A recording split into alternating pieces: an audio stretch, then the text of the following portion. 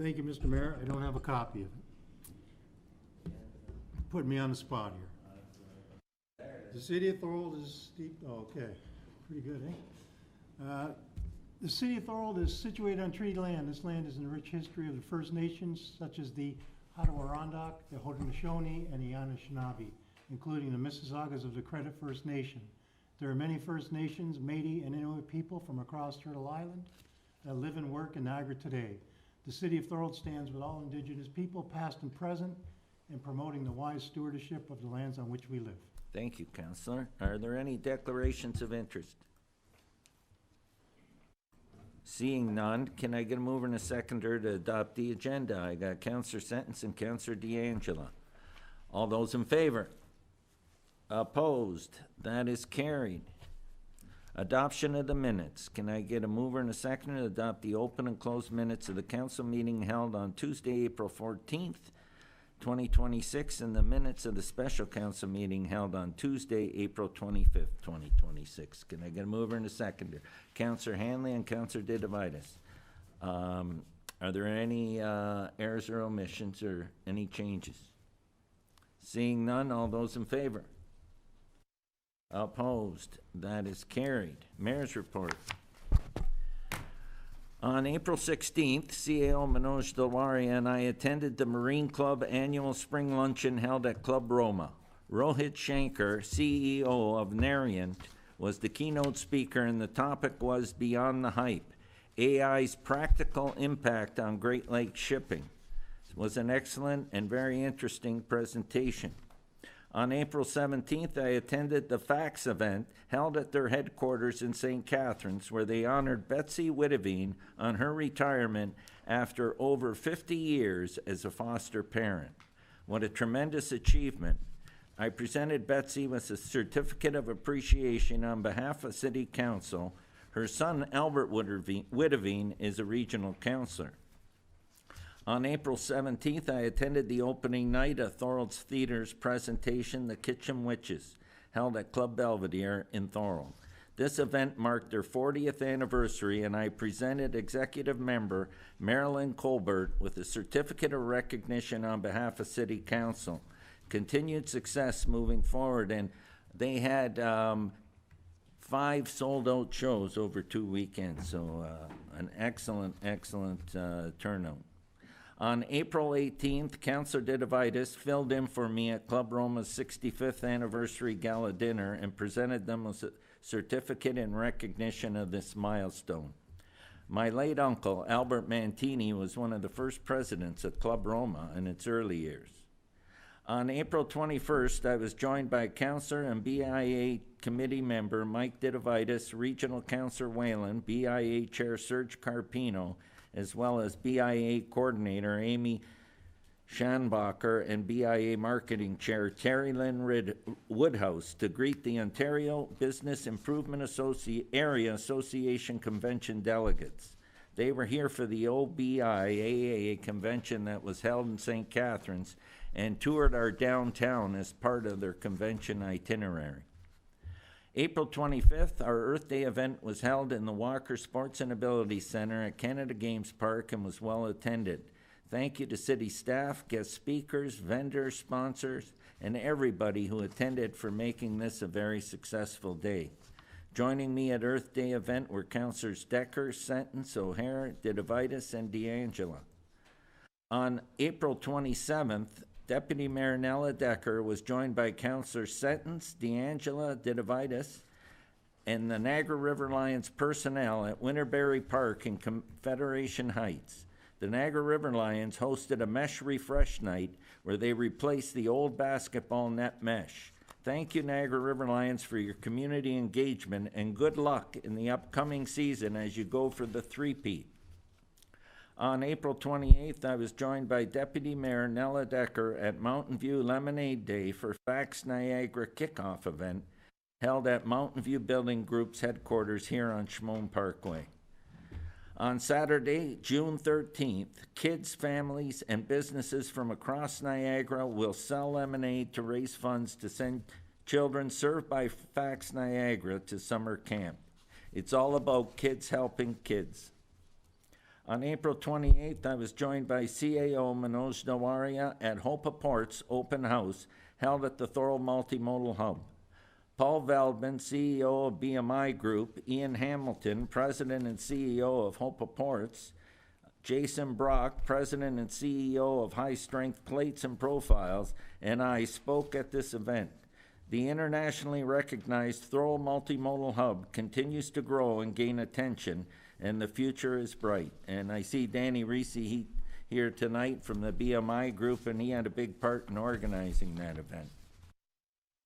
On April 28th, there was a day of mourning event held in at Port Robinson Park. This event is held annually in memory of Robin LaFleur and others affected by workplace tragedies. This was part of a series of Niagara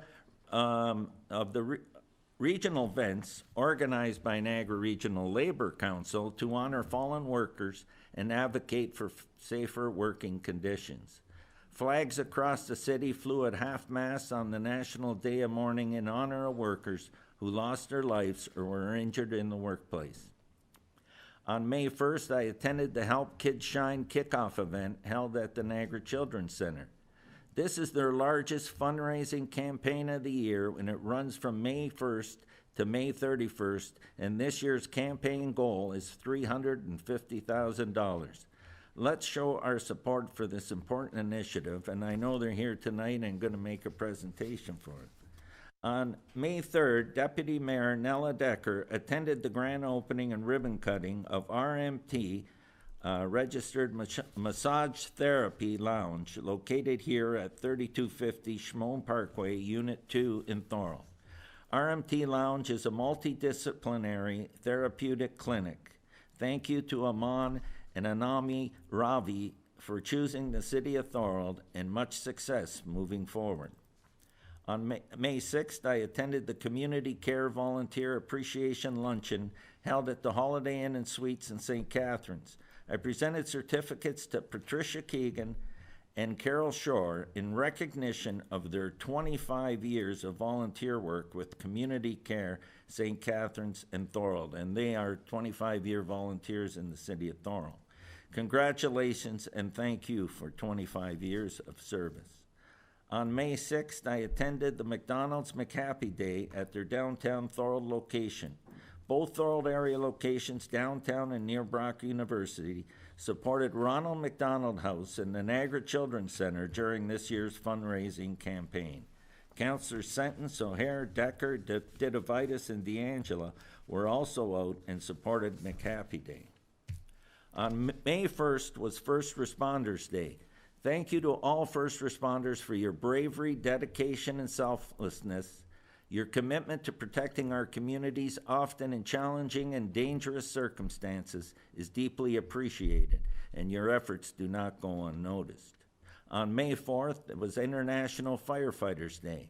We honor the firefighters who have made the ultimate sacrifice in service to their communities. Their courage, dedication, and commitment to public safety is deeply valued and will not be forgotten. Firefighters are essential to our community safety, often placing themselves at risk to protect our lives and property. On behalf of City Council, staff, and our residents, we extend our sincere thanks to all firefighters for their continued service and unwavering commitment, and a special thank you to Thorold Fire and Emergency Services. May 14th, 2026 is SAID Day, and that stands for Students Against Impaired Driving Day. Motor vehicle collisions remain one of the leading causes of death amongst youth and young adults in Canada, with alcohol and drug impairment as significant contributing factors. We commend students across Ontario who are promoting safe, sober choices and raising awareness about the dangers of impaired and distracted driving. The City of Thorold's popular Lock 7 Viewing Center is opening on May 16th for the season. The Viewing Center, located at 50 Chapel Street South, will be open daily from 9 a.m. to 5 p.m.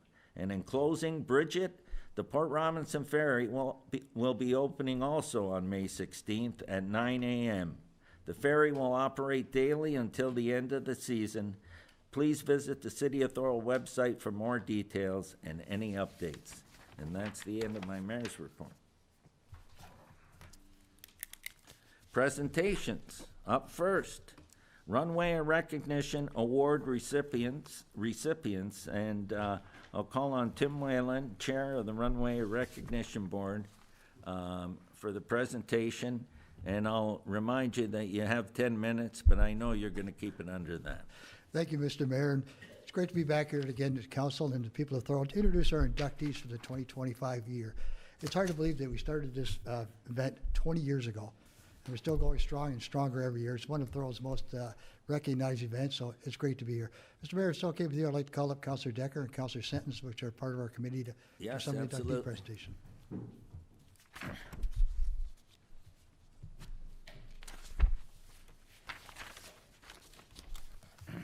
So first off, I'd like to call on Councilor Sentence to introduce the inductees to the special awards that the committee selects.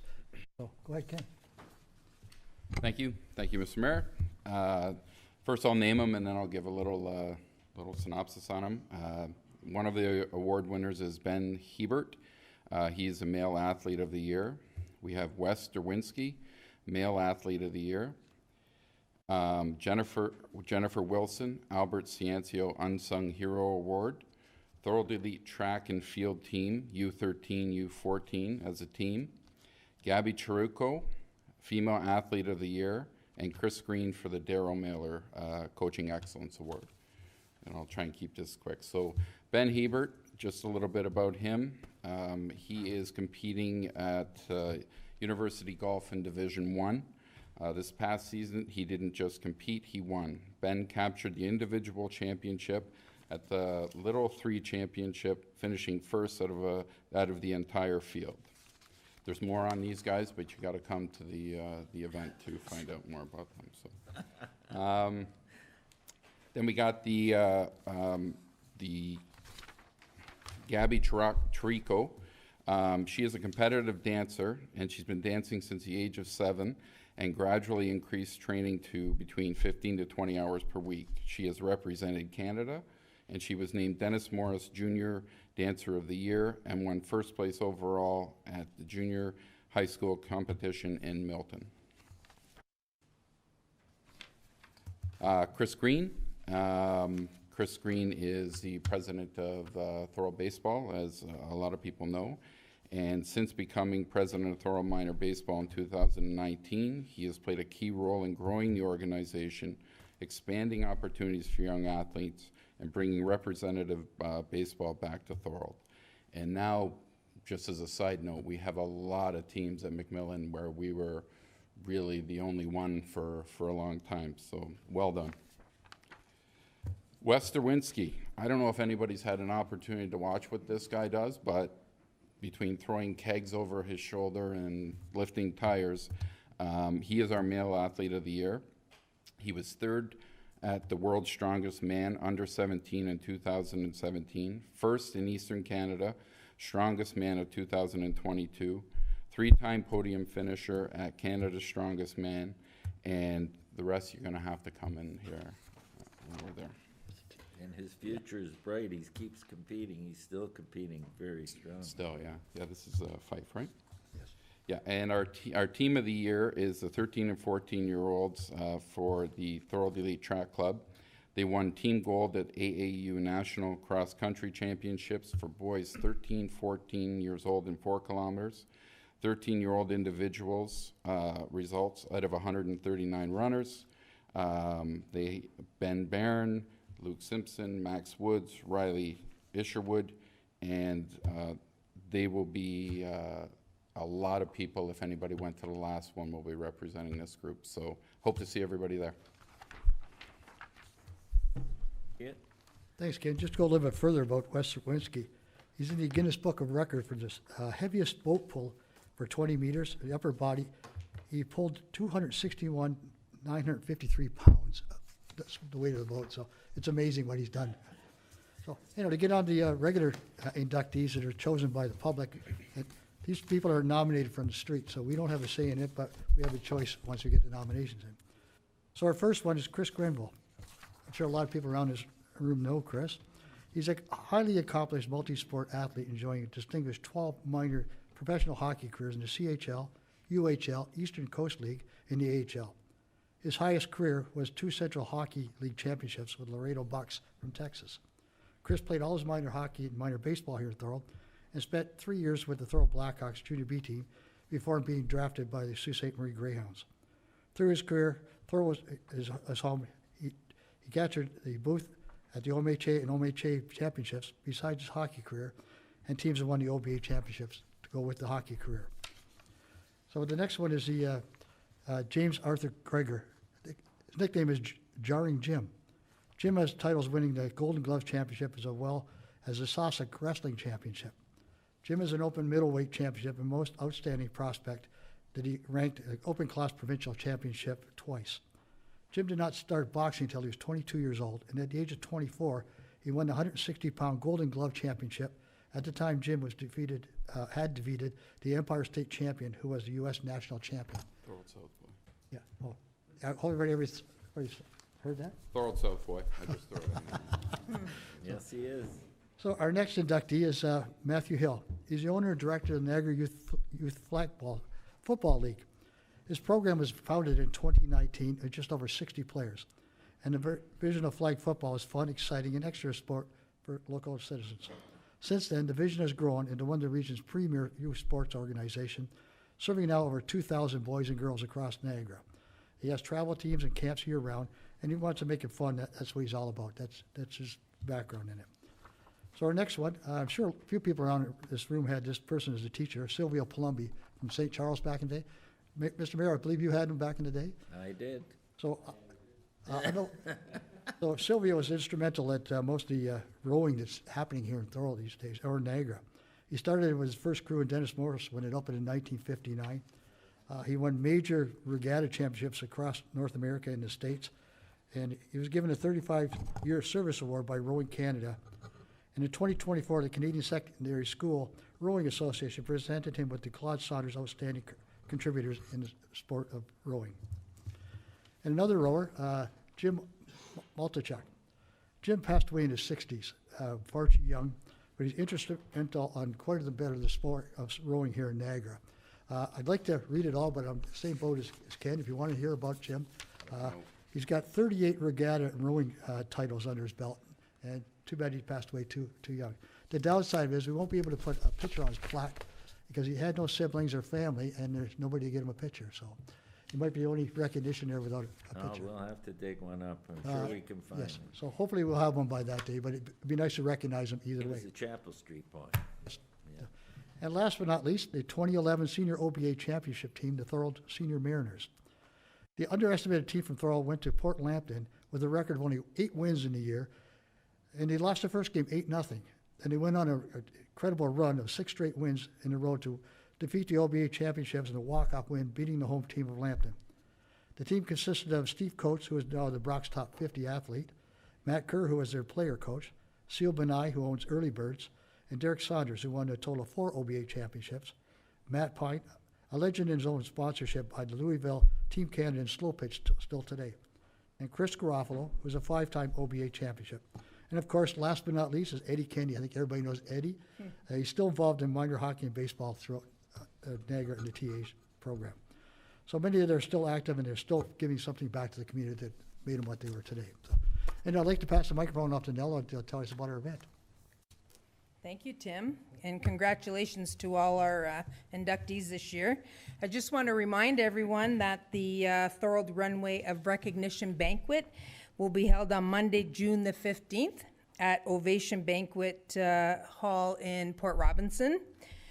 Tickets are $40. If you visit the Thorold Runway of Recognition website, you can purchase the tickets on the website, or you can visit DeBaum on Front Street, and Marcia Capola can do manual tickets for you. Doors open at 6 o'clock, and dinner will be at 6:30. So we really encourage all of you to get some tickets and come out and support our recognition winners of 2025. So thank you. Thank you, Nella. Thanks, Della. And just to finish up, I just want to highlight the White Family Foundation Scholarship. A deadline was made at first, and it was kind of a disappointing year this year. We had 11 applications for the two $40,000 scholarships. So we thought after the 5th year we'd have hundreds, but unfortunately not. So it's an open door scholarship, so hopefully next year with some incentive and get things going. And the numbers were down, like I said, this is the least that we've had yet of the 5 years. So hopefully we get a little bit more turnout next year. But either way, we'll have 2 students that'll be set for life with two $40,000 scholarships. So thank you, Mr. Mayor. Thank you, Tim, and thank you, committee members, Councillor Decker and Councillor Sentence. And I look forward to that evening. It's always a highlight on our calendar. But what I'd like to say is what really was amazing when you were going through all of them is all the different sports. Like, you know, it's amazing across the different sports, the athletes we have in the city of Thorold. So anyways, thanks again. Thank you, Mr. Mayor.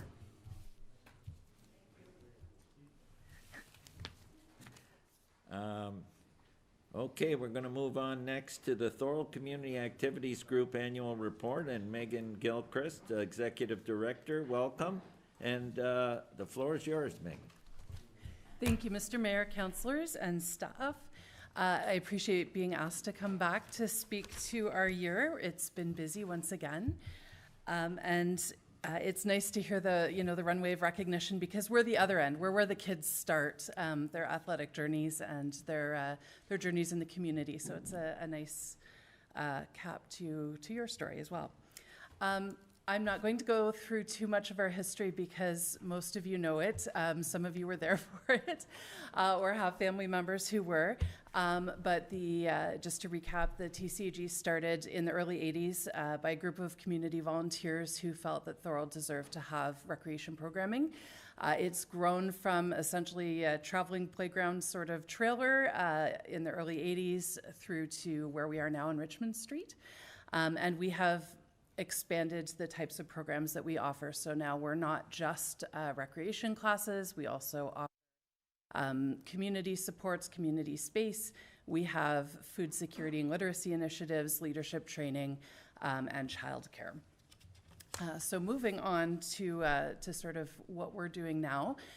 We are just finishing our current strategic plan. So our current mission is that we provide a welcoming place for the community to interact, learn, and grow through healthy activities.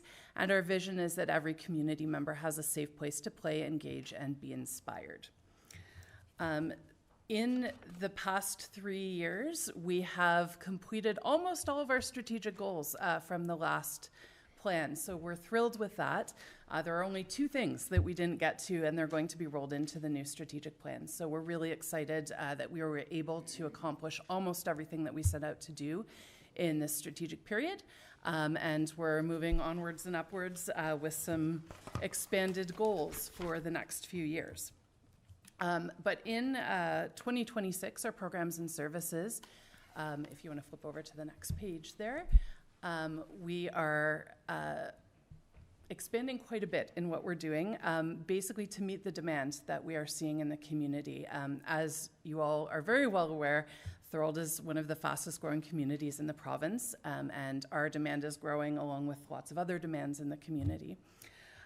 So in 2025, our numbers increased significantly once again.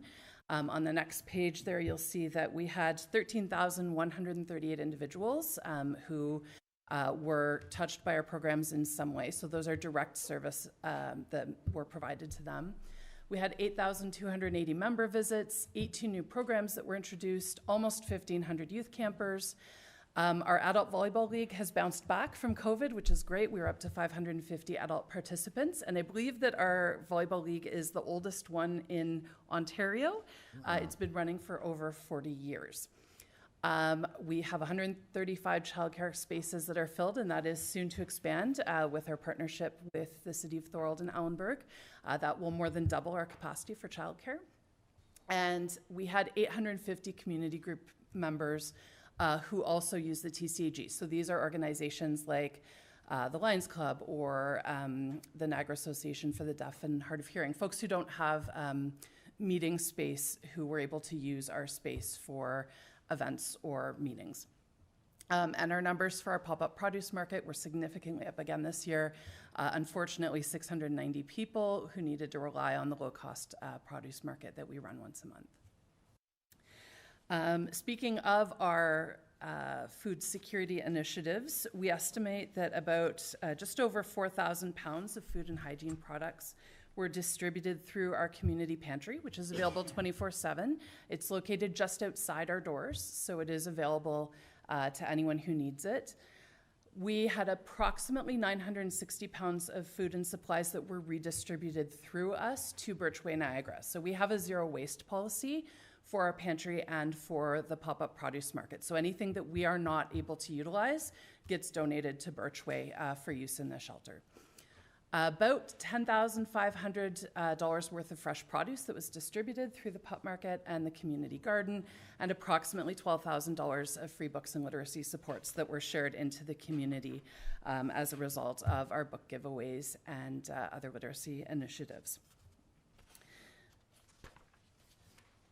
So our economic impact, this is something that we've been looking at for the past few years, but this year we breached the $2 million mark for our total operating budget. So we this year had 91 employees and 53 contracted instructors, putting us as one of the largest nonprofit employers in the Thorold area.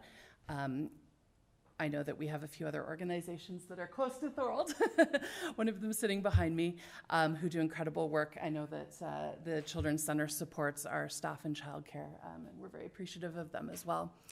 But in 2025, our activities generated just over $2.8 million in economic impact, and we operated with 140% return on investment for every dollar of grant funding that we received. So room for improvement, but we're headed in the right direction. We had an incredible year in terms of development. As many of you know, we brought on a new development position to the TCAG this year, which has been wonderful. It's taken a lot of the development work off of my plate. Elizabeth has been incredibly successful with grant writing. We received grants to improve accessibility. We now have automated doors and faucets and such in our bathrooms and in our programming areas. We've had a number of local Thorold businesses that have come on to sponsor camp spots for kids who can't afford to go to camp otherwise. We have been able to offer free use sports skills programs in every season this past year. And again, mentioning our food security supports, which have unfortunately been popular. There is quite a demand in the community, as I'm sure many of our nonprofit partners would attest to as well. In terms of grants, we had $62,000 worth of grants to install the automatic doors and taps, expand the community garden, which you'll see is growing and changing out behind us in the park. Subsidized camper fees, offer free youth sports programming, and those sports were baseball, basketball, floor hockey this past year. We've had really great feedback from parents and from kids that we're kind of the starting point. These are kids who would not be involved in these sports otherwise, either because of lack of access or because of lack of confidence. And we've had great feedback that these kids have then, after doing these programs, felt comfortable to go and try out for their school teams or for, Thorold minor baseball or those sorts of programs where perhaps they didn't feel like they were ready for previously. So we're sort of the leap pad from which they go on to those programs. And we've also been able to do some professional development training through grants this year, which has been really appreciated by our staff. In 2025, we had just over $14,000 that was raised through donors, sponsorships, and events. We had our first annual pancake run, and I'm going to put my little commercial in here. It's coming up on June 13th. It's a lot of fun. It's a 1 kilometer walk or a 5 kilometer run, walk, cycle, whatever you'd like to do. And you get pancakes at the end. So there's motivation to get to that finish line. We were almost sold out last year. We have great sales this year, and it's a really fun family event. We had a pasta night, a garage sale. We did a date night drop and shop. And we also had a number of partner organizations to distribute food, books. And the thing that the staff really enjoyed was we had two very large, very generous donations of furniture, which was life-changing for the staff. I know it sounds like a little thing, but our office furniture was from the early 90s. So just having that new furniture was something that has really improved the working environment for staff at the center. We can kind of skip through the next couple slides, but just to give you an idea of some of our partners that we've had over the past year. Obviously, City of Thorold's right in the middle there, very important. But lots and lots of community businesses have been very generous with their time and their funds and their expertise, so we're very appreciative of that. Moving on to 2026 so far, we have been awarded $122,600 across 2 years. This is very exciting. This is to expand adult and multi-generational programming to Thorold South. So this will pilot in Port Robinson in September with 6 classes over 40 weeks. Things like chair fitness, yoga, multi-generational yoga, those sorts of classes. And then it will expand to Allenburg as soon as the Allenburg Community Center is ready. And then in year 2, South Thorold, the location's still being worked out for that one. We've also been awarded an additional $73,500 to improve accessibility. This is predominantly the outdoor accessibility, so fixing up the sidewalks, making sure that the facility is secure, and also that our childcare space. Is that my get off the stage? Yes, okay. I'm almost done. And we have about $8,000 so far in community camp sponsorships, which has been wonderful.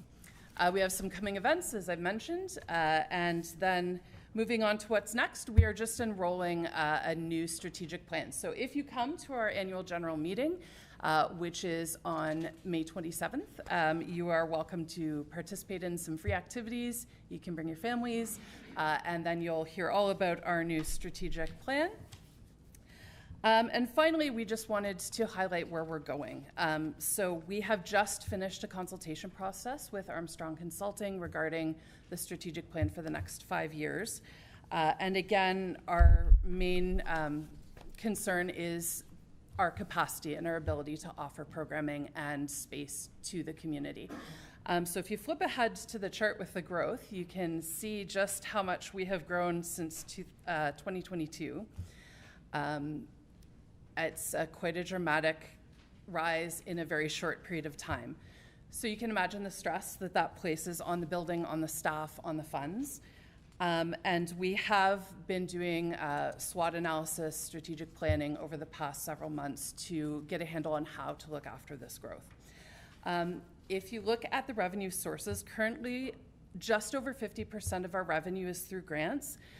Which keeps me up at night. It makes me nervous because it is not a stable source of funding, and it often means we have to keep recreating the wheel. We have to keep reinventing new programs to get that grant money. We are working very hard to increase our program revenue and our fundraising revenue in order to help balance that out. But you will notice that the fee-for-service from the City of Thorold accounts for just 1.8% of our total funding. So out of all of that funding that we're receiving, we have several significant needs over the next 5 to 10 years. We have infrastructure that is rapidly aging. We have staff that need to grow to support the demands of the community as it grows, and we have capacity that we need to diversify and expand, as well as a potential capital campaign in the next 5 to 10 years. So looking at our current funding, right now, to run an average program at the TCAG, it costs about $15.33 per person. The city is currently investing $2.82 per person, per participant, I should say. And if you look at that by population, which is how most of the municipalities calculate their recreation spending, that is just over $1 per person per year. The comparisons there for the other populations, I will say, we tried as much as possible to compare apples to apples. So we're not including arenas, we're not including aquatics programs. We tried to keep it just to recreation programming and the things that we provide. The risk that we have assessed from our current funding situation is that if we are not able to diversify and stabilize our funding as the population is growing, the city does risk losing the capacity to offer those programs to residents, most notably recreation and camp programming. Our physical assets, if they fail, we have a problem in that there's no other facilities available. And the camp and childcare programs in particular, there is nowhere else that has the capacity right now to offer them in Thorold. If the city, for whatever reason, did lose the TCAG as an operating partner, you'd be looking at a just over $2.2 million investment just to maintain the level of services that we're currently offering. So it is a significant risk. So finally, here's our ask. We ask that as you move into the 2027 budget session, and I realize that some of you are retiring at this point, so it may be a new council we're talking to. We are asking that the city considers increasing their base yearly support of the TCAG to $5 per resident as opposed to the $1.08 that it's currently investing. That rate then increases by 2.7% per year through the next 5 years to keep up with the growth rate that's projected for Thorold over that period. We ask that the Thorold reformalizes our relationship. I know that you have a new Parks and Recreation Master Plan coming. We are named as one of the providers, so we would like to see that formalized again. And on behalf of a lot of the other organizations in Thorold, it would be wonderful if the city could consider establishing a subsidy for residents, not just for TCAG, but for all of the organizations that are offering sports and recreation programming to kids in Thorold. Every other municipality in Niagara has some sort of mechanism for subsidy. Currently, we and other organizations are subsidizing that ourselves or through outside organizations. So that's something that we'd like to ask be considered as well. And I'll leave you, there's a quote up there from one of our families, just to give you a sense. That's a lot of numbers, but these are real people behind the numbers and real impact. And we have dozens and dozens of these stories from the past year. So the services that we're providing are providing real change and real value to the residents here. So we do hope that we're able to continue the partnership with the city. We really enjoy working with all of you, with the staff and with council. And I wish all of you the best in the upcoming election, whether you're retiring or you're staying on. I hope that that process goes well for you in the fall. Thank you so much. Thank you, Megan. I'm going to open the floor for questions. Just the RFP is coming tonight. It's on the agenda for the award to contractor for Ellenberg. Fantastic. And then regarding subsidies, just so you know, we do subsidize minor hockey, minor baseball, and soccer. So just so you're aware, we subsidize equal or maybe more than a lot of other municipalities. So I want to make that clear so that people know that we do provide subsidies for minor sports. Great. Anyway, I'll open the floor up for questions. Go ahead, Councillor O'Hare. Thank you, Mr. Mayor. Through you to Megan. Megan, a couple of comments and then a question. The first is a very small word, wow. It's amazing what you do out of TCAG. I hear so many great stories. You just are able to make so many people's lives better. And I really applaud you for everything you and your team are able to do there. I also love the zero food waste policy. So bravo to you for ensuring that that is something that you stick to and pursue. That's really, really touching. My question is regarding the Allenberg childcare spots. How many are you predicting you'll be able to run through the Allenberg Community Center? So the facility will be licensed for 10 toddlers, 15 got that backwards. 10 toddlers, 24 preschoolers, and 15 JKSK. And then after year one, as those kids are aging up, there will be a school age before and after school program added as well. Oh. So there will be an expansion of that as well.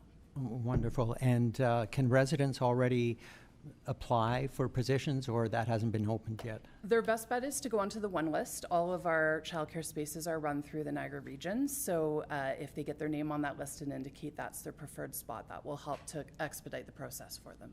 Perfect. All right, excellent. And keep up the great work. Thank you. Yes, wonderful. Decker. Thank you through you, Mr. Mayor. Megan, thanks for coming tonight. You know, I always have a soft spot for the TCAG. I was a volunteer for many, many years and on the board as well. So in total, about 30 years with the TCAG. I can't believe how much it's grown and what an amazing job you've done with the center. And you know, you're the grant queen.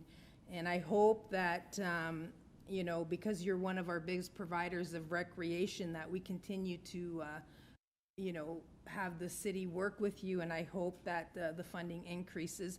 You mentioned that this year you're going to have camp in Port Robinson. Is that for the summer camp program, or is it specifically for something different? That's correct. So we're piloting a 2-week summer camp program at Port Robinson. So they will be doing the same field trips as our regular camp. They will go to the Port Robinson splash pad rather than the pool, obviously. And if that's successful, then we would hope to be able to expand that potentially to Ellenburg as well once that facility is ready and if there's demand for it in that neighborhood as well. Yeah, that's great to hear. I was really excited to see that when you posted that. And also you mentioned that people can make donations as well. I know it's on the website under the TCAG, or they can come into the TCAG and make a donation to send a kid to camp, which is really important. And also one of our own residents, Rick Westlake, said that he would match up to $500 if people would make a donation to send kids to camp. So I just want to say I'm really, really proud to see where the TCAG is going, and I hope that our continued relationship with the city and TCAG continues going forward into the future. So thanks, Megan. Thank you. Thank you. Anyone else here? Go ahead, Councillor Sentence. Thank you, Mr. Mayor. Through you, Megan, thank you for coming in. Fabulous job by you and your team. You got a great team that people don't always see there, but they are fantastic as well. You also have drop-in stuff like, I tried pickleball and was terrible at it, but you have things that you can show up. You don't have to be a member. You can, right? You can come pay $5. I think it's 5 days a week, just a little plug. So there are things you can do without being a member there. My question to you would be kind of along Councillor Decker's line. So once the Allenburg Community Center is up and going and we're using it, that could also be a place for a summer camp to run out there? Potentially. We have had some really positive discussions. We have a great working relationship with the city recreation staff, and we have had some conversations about what programming could look like in some of the other neighborhoods once those facilities are ready. So that Port Robinson test, as we start to offer programming in the fall, will give us a really good sense of what folks are looking for. And we have done some surveying in those regions as well to see what residents are interested in having in those neighborhoods. That's great news. Thank you. Thank you. Councillor D'Angelo. Thank you, Mr. Mayor. Thank you, Megan. You guys do a fabulous job. I wasn't there from the onset, but I joined partway through when it was still by the seniors building at that point in time. So I'm very proud to be one of the past board members. And I think one of the things that you do that no other organization does, and I think you're very forward thinking, is you have a past board of governors meeting, which you usually tie into the strategic plan. So you bring back old board members, so you don't throw out the old, you bring them actually bring them in and work with the new to come up with some great ideas and to be allowed to do that. I think it's a forward thinking of an organization. That's why you're growing. Always supportive. One of the other things I wanted to mention with your community garden, I know last year I was trying to get you some plants. My green thumb didn't work out too well. This year it's working out a little better, so I may have some plants for you. So I'll talk to you after line about donating some small tomato plants and pepper plants. And hopefully they grow into something big, because you're doing a fabulous job. And any way that this council can support you through that process, I know what the ask is. We'll go into the budget mix, and I'm sure we'll work through it to come up with some of the best options available to make sure that you're continuing the growth and to make sure that the residents are getting what they're looking for through the services that you provide. So thank you very much. Wonderful, thank you. And I just want to point out that that HBOG idea was my predecessor's idea. Dan was very forward-thinking in bringing together that group, and it's been incredibly resourceful for us to have those people able to come back and provide information. Thank you. Councillor Dedevine. Thank you, Mr. Mayor. Megan doing a great job over there. When you were saying the funding, $1.07? $8. $8. How low is compared to other municipalities? Significantly lower. Again, it's a little challenging to compare apples to apples because all of the municipalities calculate how they're funding parks and recreation differently. So we tried to hone it right down just to parks and recreation programming services that we provide, not ones that the city is providing. So like the arenas and aquatics and such parks. It varies. I think the next lowest municipality was $15 a person per year, and the highest is Niagara on the Lake, which is something like $200. It's quite significantly higher, but they have a community center that's offering a lot of discounted services for seniors and such. So I imagine they have a lot of cost as well as camp programming. So Well, for a city who has so much money in the bank, it's embarrassing. We have to get that number a lot higher. Your relationship is very important to me and to the community, and we have to develop that relationship with the city. So I hope that whoever's in charge next time increases it a lot. And you're doing a great job there. And I mean, I appreciate that. And we are conscious as well that there are other needs in the city as well. But we do feel that with the growth of the municipality and the fact that we're trying to attract families here, that it's important to have recreation services because that's one of the things that keeps people here. Exactly. Any business, you got to grow and you got to keep on moving and increase the funds. That's just part of growth. Okay, anyone else? Okay, before you go, Megan, I won't be at the next budget deliberations. So I can say if I was there, I'd give you the money, no. But I'm sure that council will look very hard at an ask and find a way to work with your group because of what you do in the community. And you need to continue working with our Parks and Recreation group. And I'm sure that at the end of the day, we can get to where we need to go. So thank you. Fantastic. Thank you, Mr. Mayor, Council. Have a great night. Okay, so now we're going to move on to our third presentation, which is the Niagara Children's Center presentation respecting the Help Kids Shine campaign. And we have Pam Sharp, Director of Development, and Kathy Bell, Director of Clinical Services. So the floor is yours. Oh, thank you. I'm Kathy Bell, and I'm here representing Niagara Children's Center on behalf of Noella Clawwitter, our CEO. Next. And Noella lives in Thorold, so I know. Noella lives in Thorold, and I worked at the Thorold Community Activities Group back in 1988.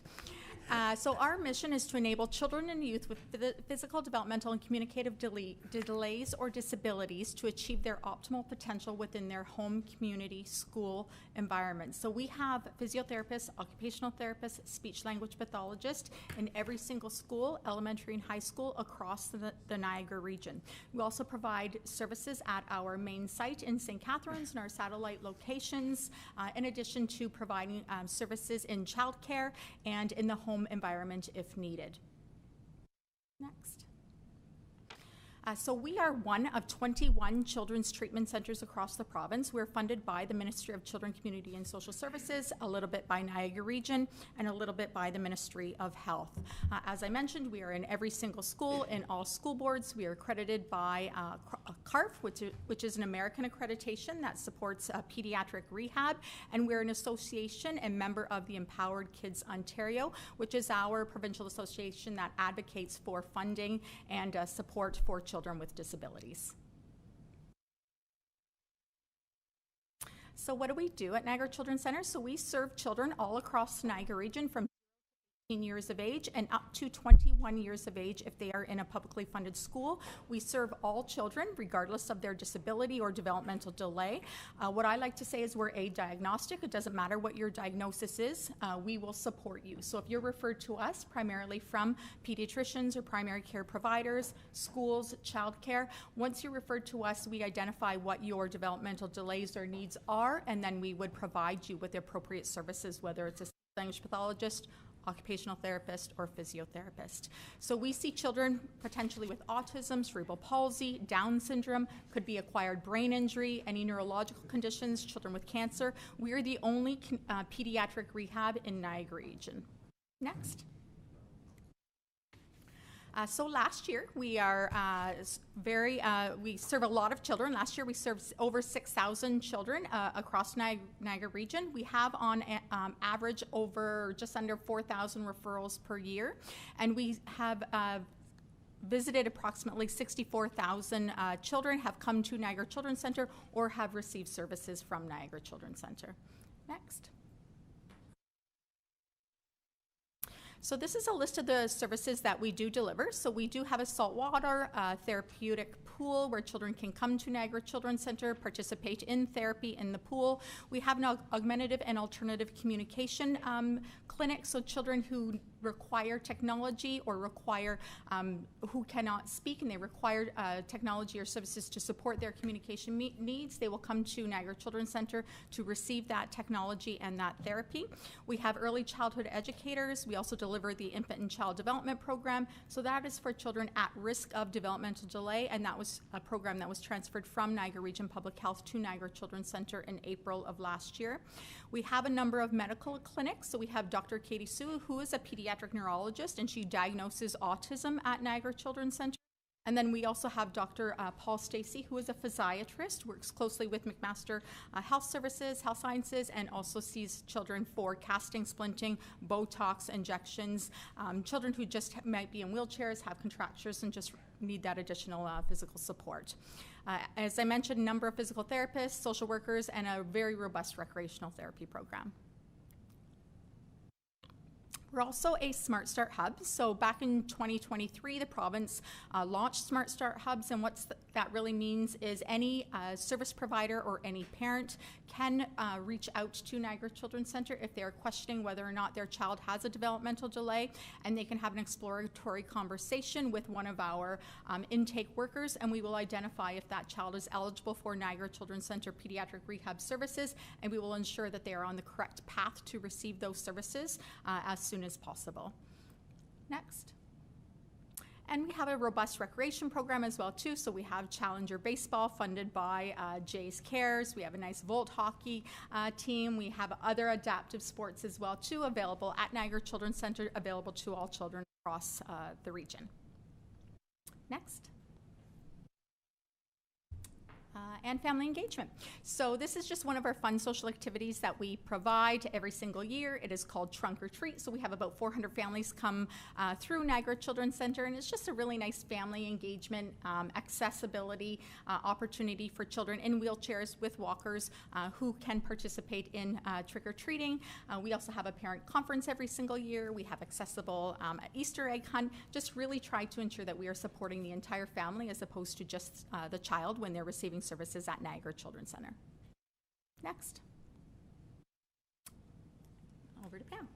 Okay, over to me. Hi, I'm Pam. I am the Director of Development for Niagara Children's Centre. Here to talk to you a little bit about our fundraising and our Help Kids Shine campaign. So as Kathy mentioned, we do have some ministry funding that funds our core programs and services. So our occupational therapy, speech, language pathology, physiotherapy, but we have to fundraise to complement those programs to expand our reach and make sure that we can meet the need in our community, as well as to deliver programs that don't receive funding under the ministry. So our recreation therapy program, our family engagement program, our behavior support services, and our on-site aquatics are all fully funded by community donations. That equates to over $1 million every year that we need to raise from within the community, and Help Kids Shine is our largest campaign to help us get towards that goal. So this is our 23rd annual Help Kids Shine campaign that launched on May the 1st. It is our largest fundraising campaign for the center and features center family ambassadors. So throughout this slideshow, you've seen some photos of some of our ambassadors for this year's campaign. We have 9 in total. You can read all of their stories on our helpkidsshine.ca website and meet them. And you may have heard them on the radio throughout the month as well. So Help Kids Shine is a partnership with 610 CKTB. So if you're tuning into that radio station, you'll be hearing our staff, our clients, some of our partners on air all month talking about what the center does, how it supports them, and how community members can get involved. Throughout the month of May, donations up to $25,000 are being generously matched by Dan and Sharon O'Hara. There's lots of events and ways that you can get involved and support the center. We talked about McHappy Day earlier in this council meeting. We have an upcoming event here in Thorold at the post office next Tuesday night. If you're looking to do some shopping, a portion of proceeds will come back to Niagara Children's Center. And we have our campaign celebration brunch happening on May the 29th that we would love to have some council members come and join us at. I know Mayor Ugolini will be there as well. So all of the information on ways you can get involved and support the campaign are available on helpkidshine.ca. And I'm also happy to meet with any of you. I invite you to come to the center and have a tour and learn more about how your support can make a difference for children and families in our community. We have a short video to share with you that it speaks from a center family's perspective about what their journey has been like and how community donations have impacted their family's life.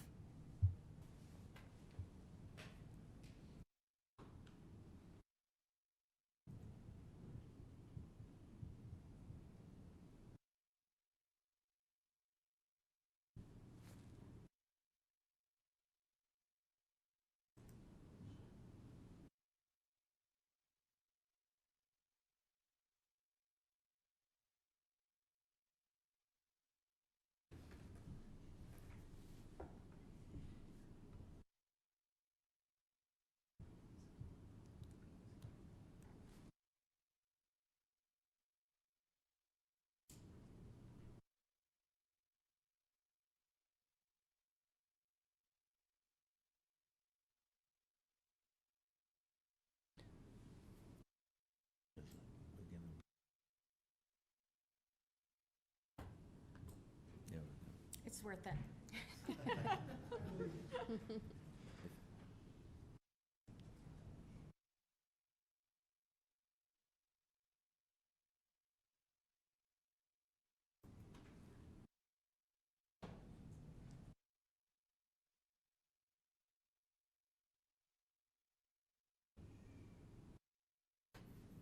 You play it from here.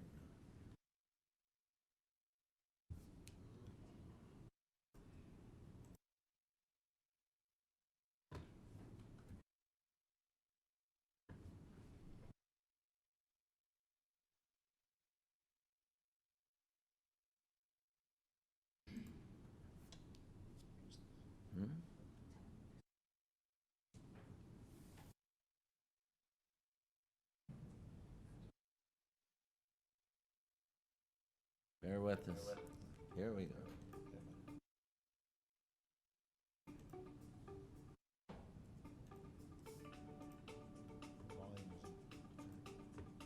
Family-centered care involves first and foremost listening, and not listening with the intent to respond, but listening with the intent of understanding and meeting parents and families where they are at.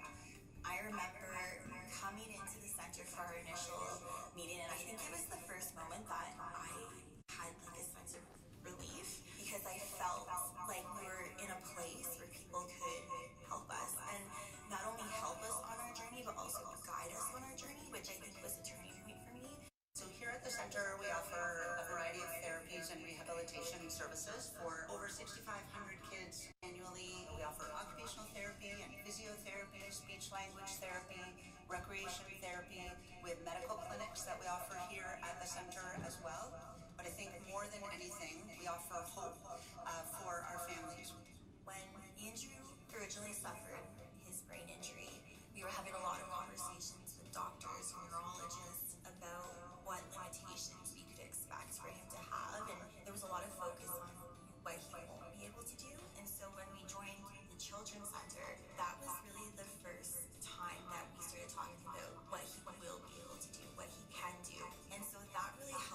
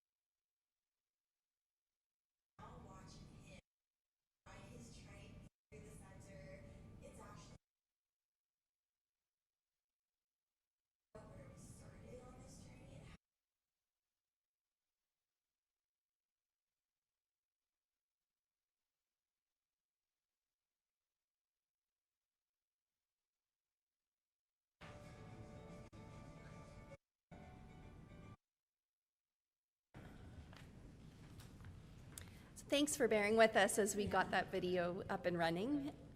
Just wanted to thank all of you for giving us the opportunity to be here tonight and talk to you about Niagara Children's Centre and our Help Kids Shine campaign and the impact that it has on families like Courtney's that you saw in the video. So thank you so much.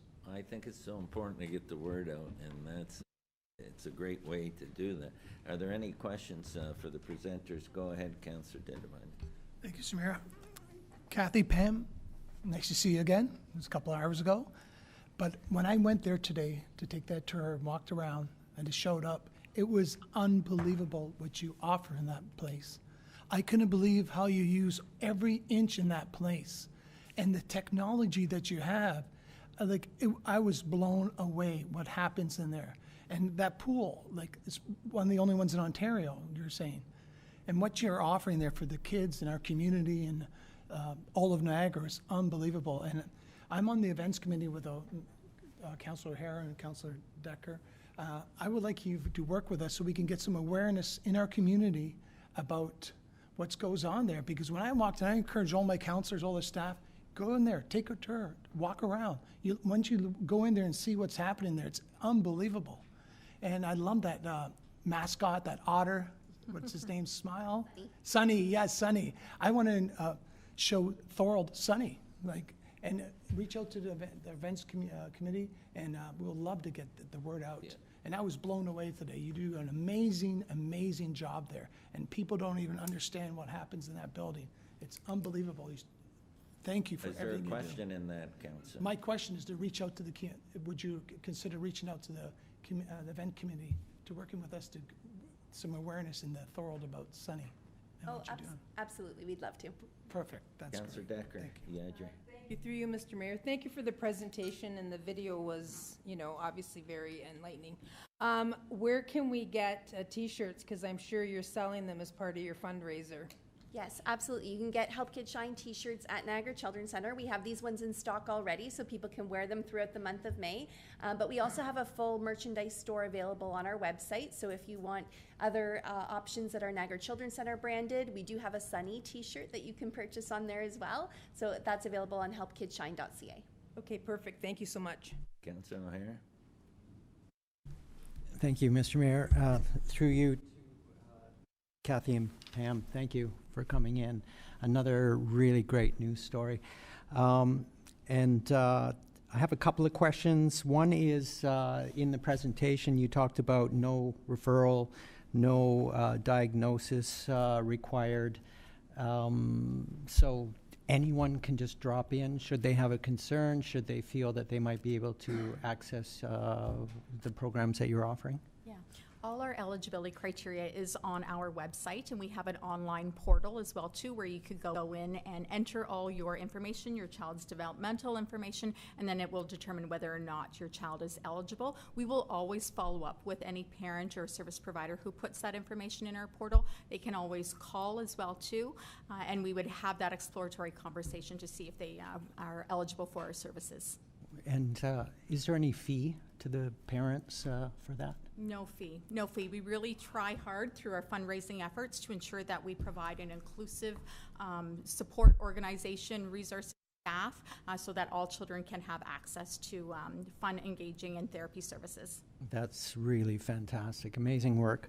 Last question is, you mentioned you have 3 satellite locations, Welland, Fort Erie, and Grimsby. Are you looking for more? We're a great city here. I mean, our main center is just across the street on the kind of border of St. Catharines and Thorold, so we are quite close, but Niagara Falls is next on our priority list for satellite locations, but we are also in the process of doing a building needs assessment with our board of directors because our physical building where we are, our main center on Glen Ridge right now, is really stretched to our maximum capacity there, and knowing that the needs of our community are continuing to grow, we want to make sure that we are able to meet those in the future as well. Wow, wonderful. Well, I'm sure you'd find lots of support here should you need it. Thank you for coming. Councillor Sentence. Thank you, Mr. Mayor. Through you. Hello, Kathy. Hello, Pam. Nice to put a face to the voice we spoke the other day. Absolutely ironic that I was talking to you, but thank you. I can't think of a better organization or a better mission to have here in our vicinity, but you guys do great work, all for the kids. And again, our Kiwanis group is looking to do something, whatever you need to help you out. And he's going to make me ask a question. So my question was about the shirts too. So I can feel the heat from him as I talk. So the shirts are where again? Available at Niagara Children's Center. Thank you very much. Anyone else? Go ahead, Councillor Longo. Thank you, Mr. Mayor. Kathy and Pam, thanks for coming in and giving a presentation. Pretty personal for me. My daughter went there 30 years ago. She opened the center, cut the ribbon the original day.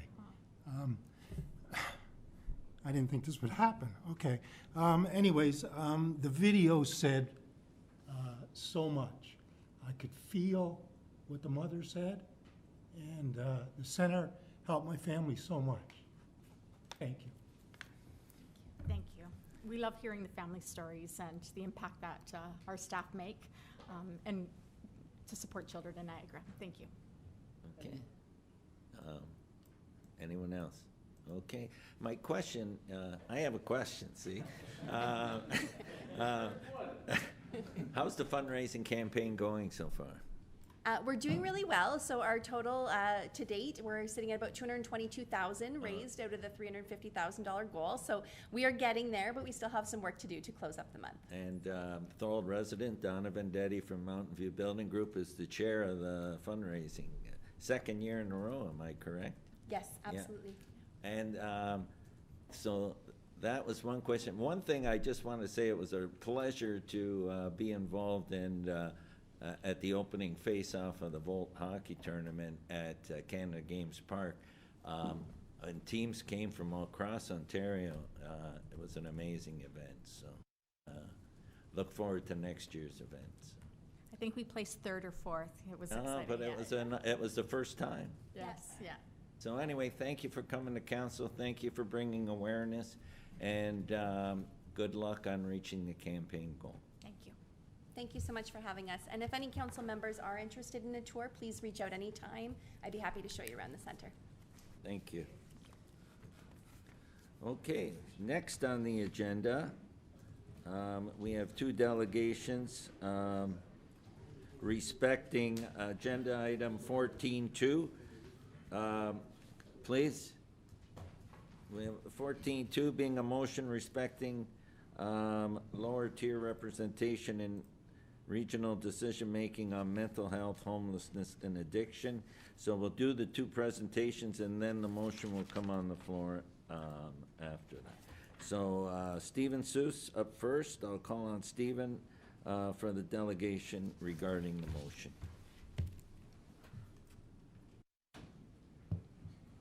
Thank you for your indulgence, Chair. Today I'm here to speak about forming a committee of people with lived and living experience at the Niagara region. It's time to make decisions for people, with people, not without them, not without people with lived experience in the room, not without hearing our stories and what we have been through. We are one Niagara region, and we don't need 12 different solutions or 13 different solutions to these same mental health, addiction, and homelessness problems. That's why composition of the board or lived experience committee should have representatives from each municipality sitting on the region. At first I said, it should be a city committee for mental health and addiction. Why wouldn't they do that? But we need to think bigger than that. We really do. And so I went to the radio and I said, yeah, I support a city committee, but we have 13 municipalities in the Niagara region. So we need to be able to accommodate all of their voices in this decision-making process. There are some municipalities who are further along with the state of emergency for mental health, homelessness, and addiction than others. There's this gap between city and region because there are different roles that each government plays. We got to close that gap, and we have to incorporate people with lived experience to help us identify the gaps and the barriers in the system. I'm not saying that textbook knowledge is a bad thing. It's important. I have the textbook knowledge and the lived experience, but you need to have people who have gone through the system and have fallen through the cracks explain why the system is failing and where the system is failing. We're doing certain things well, but other things we can do better. And I don't want this committee to be tokenism. I want this committee to be meaningful. I want it to have people, when the municipality appoints a representative, I want that representative to have been through addiction, have been through homelessness, have been through mental health challenges, because that is how we're going to get out of these difficulties. Across our region, from Welland to St. Catharines to Niagara Falls, the realities of mental health, homelessness, and addiction are no longer hidden. They're visible in our parks, on our streets, in our emergency rooms, and in growing frustration of residents who feel like simply the system is not working. Far too long, decisions about this emergency have been in boardrooms by people who never had to navigate a shelter system at midnight, never had to choose between safety and survival, never had to fight their way through addiction, while systems meant to help them failed them. We can end that today. It's not criticism that I'm giving. This is reality. I'm calling for the creation of a Niagara Lived Experience Advisory Committee on mental health, homelessness, and addictions. This committee will bring forward something that has been missing in our decision for too long. Not theory, not assumptions, not reports written after the fact, but lived experience. People who know exactly, as I said, where the system breaks down. This is about results, not symbolism. If a policy doesn't work on the street, it's not going to work, period. This committee will advise regional council directly. It will review policies before they fail. It will tell us what's working, what's not, and what needs to change before we may waste more time, more money, and more lives. Because right now, what we're doing is reactive, and it's expensive, and too often it can be ineffective. We are cycling people through emergency services instead of helping them stabilize. We are asking police and paramedics to carry a burden they were never meant to carry alone. And we are losing public confidence because residents see the same problems repeating day after day. Niagara deserves better than that. And let's be honest about something else. This conversation has become polarized. Some people want compassion without accountability. Others want enforcement without solutions. Neither approach works on its own. The people living this reality understand that better than anyone. They know what helps get off the street and what keeps them stuck there. That's the balance this committee will bring. Because this isn't about choosing between being compassionate or being tough. It's about being effective. And effectiveness starts with listening to the right people. We are not going to solve these problems by not listening to people who have been through it. Niagara doesn't have a knowledge problem, it has a listening problem. And as I said, today we can fix this issue. I open the floor to any questions, Mr. Mayor, and I really appreciate you letting me delegate on this matter today. Thank you, Stephen. Are there any questions for Stephen? Go ahead, Councillor Sentence. Thank you, Mr. Mayor. Through you, thank you, Stephen, for coming again. It's a subject that means a lot to me. In the past, I've had friends with these issues. I'll ask you the same question, though, that I've asked you before. Thorold has, we got pass stones, we've supported letters, we've done what we can. Are you going to go to we need strength in numbers. I've said this to you before, right? Are you going to do this to all the councils in region and try and get everybody on board? I'll support sending this today, but you got to get everybody on board, right? So are you going to the other places to get support? Thank you, Councillor Sentence, and it's great to see you. I will 100% be going to other municipalities and getting them on board. The work starts now. Perfect. I always like to start the work in Thorold because I know I have a support system here. And that that support system means a lot. Ever since 2022, this council has done so much to address the issues of mental health, homelessness, and addiction. I am not casting blame on anybody. I'm just simply stating realities. I didn't say you were blaming, but we need more voices, right? So that's good to hear. Absolutely. Thank you. Go ahead, Councillor Decker. Thank you, Mr. Mayor. Thank you, Stephen, for coming this evening. This is very personal to me. I had someone very close to me go through the same thing that, you know, with addiction and mental health issues. And,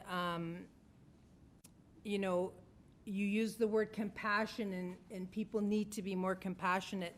And I'm just going to echo what Councillor Sentence says. You know, obviously I'm going to support this, but this needs to go higher than us. I mean, I appreciate that you come to council and you speak to us, but it needs to go to the region. You need to contact, you know, our MPs, and you need to contact facilities. I mean, we have some really good facilities out there that were a real help to us, to our family, that helped us understand and that were very helpful with everything that we were going through. So, you know, work has to start. If you want to start these committees, you know, have you contacted our MPs, and have you gone to the region to speak to people, and have you gone to, you know, the Canadian Mental Health Association and, you know, the New Hope Center? I mean, there's all these facilities out there, and you need to like reach out to these facilities because there is help out there.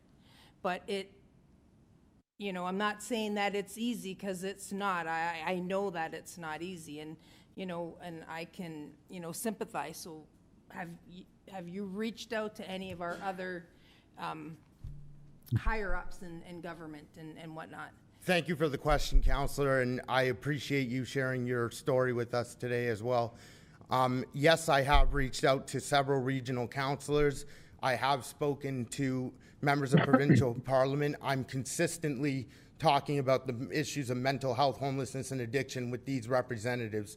And my friend Cheryl Rowe will be presenting, and she knows how much work that I have put in to get other politicians all across the region to listen. I would like to mention my show, Advocates with Stephen Seuss, not to give it a plug in the press today, but to say that every time I have a guest on that show, I am talking about the issues of mental health, homelessness, and addiction. And several of you have been on my show. Councillor Hanley, I'm looking at you. He knows. We had a good time on that show. So you're all invited, of course, and I continue to put pressure on the appropriate levels of government. It's not just Thorold that has to hear from me, Councillor. Thank you. Are there any other questions for our presenter?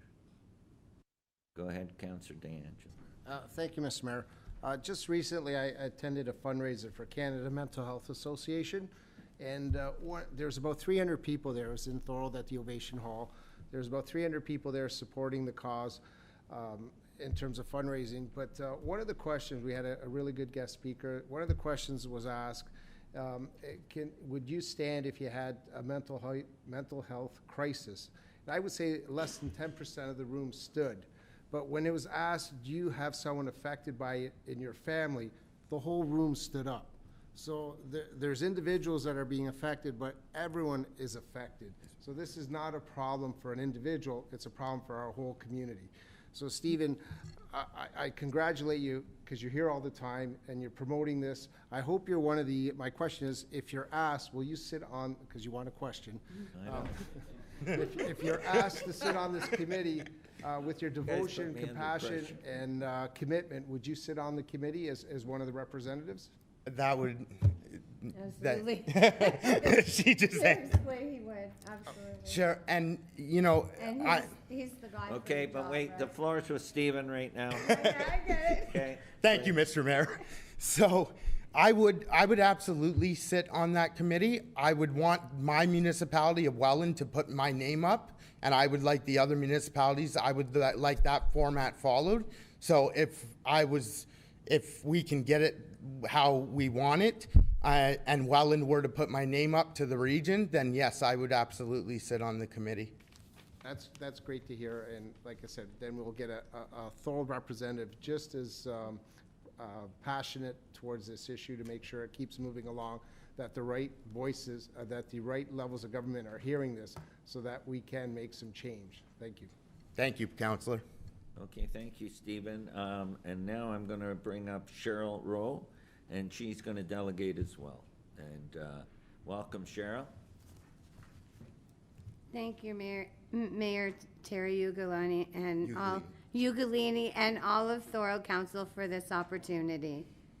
I'm going to speak on why we need a committee with lived experience at the regional level and why we as the municipality need to lobby the region of Niagara to add people with lived and living experience.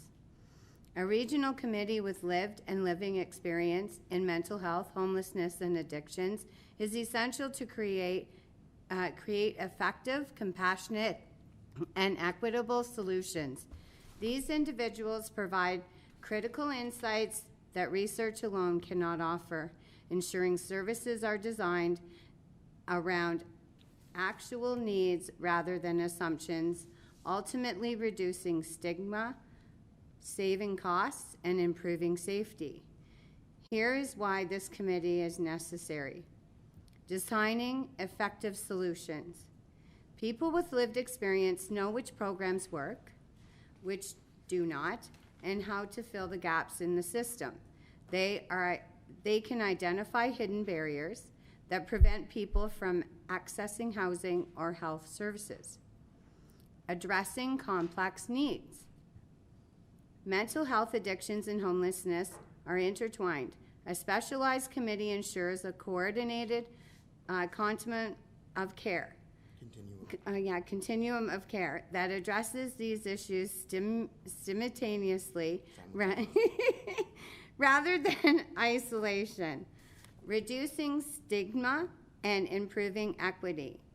Including people with lived experience helps combat paternalism, discrimination, and stigma in service delivery. It ensures that policies and services are trauma-informed and respect the dignity of individuals. True community safety. True safety involves supporting vulnerable people where they are not, breaking down silos and using community-based collaborative approaches rather than relying only on emergency services. Better policy outcomes. Lived experience provides essential insights into the hidden homeless, example, couch surfing youth, and helps tailor housing first models to local conditions. A community incorporating this expertise strengthens the overall response to social crisis, ensuring that policies are both practical and empathetic. Why we as a municipality need to lobby the regional government to add people with lived experience and lived experience to the Public Health and Social Services Committee. Lobbying regional government to include individuals with lived and living experience on the Public Health and Social Services Committee is essential for transitioning from theatrical policy to practical, effective, and equitable service delivery. People with lived experience, those who have firsthand experience with poverty, housing, instability, addiction, and social service navigation, other insights that academic or professional data cannot capture. Here is why your municipality should advocate for this change. Enhance policy effectiveness and relevance. Expertise by experience. Individuals with lived experience have a deep understanding of systemic barriers and can immediately identify why a policy is not functioning, avoiding unintended consequences. Policies that look good on paper can have negative side effects. People with lived experience can anticipate how policies will actually play out in their lives and prevent these failures. Improved service delivery. Their input ensures that programs are designed to meet real needs rather than assumptions, leading to more person-centered, high-quality, and cost-effective services. Promoting equity and reducing stigma. Identifying gaps. Injustices and inequities are often easier for those who experience them to identify, whereas they may be invisible to officials with privilege. Challenging assumptions. Their stories and perspectives challenge stereotypes, foster empathy among decision makers, and spark innovation. Addressing discrimination. Including people with lived experience helps combat the stigma, discrimination, and marginalization that people often face when trying to access care. Fostering accountability and true partnership. Nothing about us without us. This principle demands that people with lived experience are involved in decisions that directly impact their lives. Shifting power dynamics. Including people with lived experience on committees moves engagement from superficial consultation towards meaningful shared decision-making. Legitimacy and trust. A committee that includes the voices of those it serves has higher credibility and fosters trust in municipal systems. Summary of necessary actions by lobbying the region the municipality is pushing for. Meaningful representation, ensuring people with lived experience are recognized as experts alongside staff rather than tokenized. Compensation, providing compensation for their time, expertise, and contribution, addressing financial barriers. Support, offering orientation and mentorship to ensure they can participate effectively. Thank you so much for your time. Thank you so much, Cheryl. Are there any questions for Cheryl? Go ahead, Councillor Dedivides. So I have one question for Cheryl and Steve. Have you ever thought partnering with Pathstone or Southbridge or somebody to help you get this team you want together? Partners with people, and you can sit on their board. No, but Cheryl's going to answer. It's Stephen. You're done. You're already I thought he said for Stephen. No. Sorry. Yes, Stephen and I have been discussing to get and actually do a committee board and then start moving to agencies across Niagara to talk to them about forming a committee board. Would you think go to the agency first and see if they want to work with you, then start a board? Maybe. I think if you team up with somebody, you're going to have more traction, and it'll be better for you. I also like just outside of the municipality and outside of the region, I reached out to one of our MPPs, West Lincoln, Sam Osterhoff, asking him to, change the Mental Health Act and kind of lobby for us for a rehabilitation center, an emergency rehabilitation center that has programs and services for the addicted, for the mental health, and also the homelessness. So, oh yeah, I talked to Pathstones. I actually worked with Pathstones before. So yeah, I'll be reaching out to her as well, because I actually helped form Pathstones. Okay, that's great. Thank you. Thank you. Any further questions?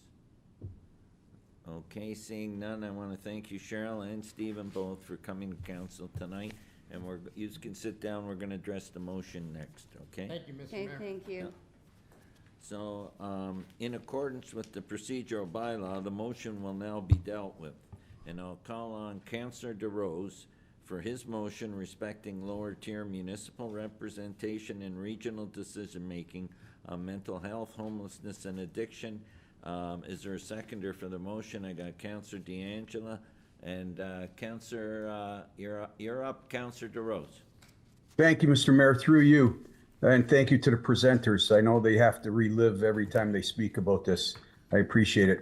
Whereas mental health, homelessness, and addiction are urgent and growing challenges affecting residents across Niagara with direct impacts in the city of Thorold, and whereas the regional municipality of Niagara is responsible for the delivery and coordination of public health, housing, and social services, including homelessness prevention and community well-being through its Public Health and Social Services Committee. And whereas the mandate of the Public Health and Social Services Committee includes oversight of policies, programs, and service delivery related to public health, housing, homelessness, and social assistance. And whereas lower tier municipalities are on the front lines of these challenges and bring critical local knowledge, experience, and accountability to residents. And whereas meaningful collaboration with lower tier municipalities, along with the inclusion of individuals with lived experience, can strengthen regional decision-making and improve outcomes. And whereas Council of the City of Thorold has taken proactive steps to support housing solutions through the establishment of an affordable housing working group to identify and report back on potential opportunities within the city. And now therefore be resolved that the Council of the City of Thorold passes the following: that Thorold City Council requests the regional municipality of Niagara to take concrete steps to enhance the integration of lower tier municipal perspectives into its work on mental health, homelessness, and addiction. That Thorold City Council requests the region of Niagara to explore updates to the mandate, composition, or engagement practices of the Public Health and Social Services Committee to better reflect lower tier municipal input. That Thorold City Council requests the region of Niagara establish an advisory or engagement mechanism that includes greater representation from lower tier municipalities and councillors and individuals with lived and living experiences. That Thorold City Council requests the region of Niagara report back to its Public Health and Social Services Committee on potential options to strengthen such collaboration, and that the city staff be directed to circulate this motion to the regional municipality of Niagara and Niagara area municipalities for their consideration. Thank you, Mr. Mayor. And thank you, Councillor DeRose. And we had a seconder, Councillor D'Angela. Is there any discussion? Seeing none, all those in favor? Opposed? And that is carried. Okay, so now we're going to move on to 10.2, agenda item 1112, and this is brought forward because we had a written delegation, and then we'll deal with the report right after. So, members of council, the 10.21 is an item with written correspondence respecting PWCS C8 2026 rural roads tender update submitted by Ron Devereaux. And everybody got that in their package, okay? Okay, so now we'll put the report on the floor, which is PWCS C8 2026 rural roads tender update. And can I get a mover and a seconder, please? I got Councillor O'Hare and Councillor Hanley, and the report's there. If there's any questions by council, our Director of Public Works and Community Services, Jeff Holman, is here. Go ahead, Councillor D'Angelo. And then I got Councillor O'Hara. Yeah, just for clarity, because there's a 11.12, which is an update also. So there's two that relate to this. Can you explain that, Jeff? I seen the picture on the other one was, Because I thought the second one, just because through my reading, I thought the second one dealt more with the correspondence that was brought forward about the deferral of some work for a year, but I just want to make sure I'm reading that correctly. Sean or Jeff?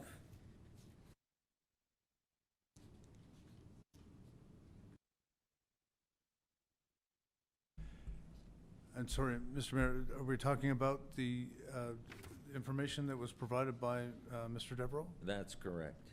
Okay. And I had here 10.2 agenda item 1112. Yeah. Right? It says it's with respect to the very report we've listed, according to Mr. Devereaux. That's what it says here regarding, that's what's on, right? Yeah. It's what was listed in the written correspondence. So, Mr. Mayor, we met with Mr. Devereaux and two other residents.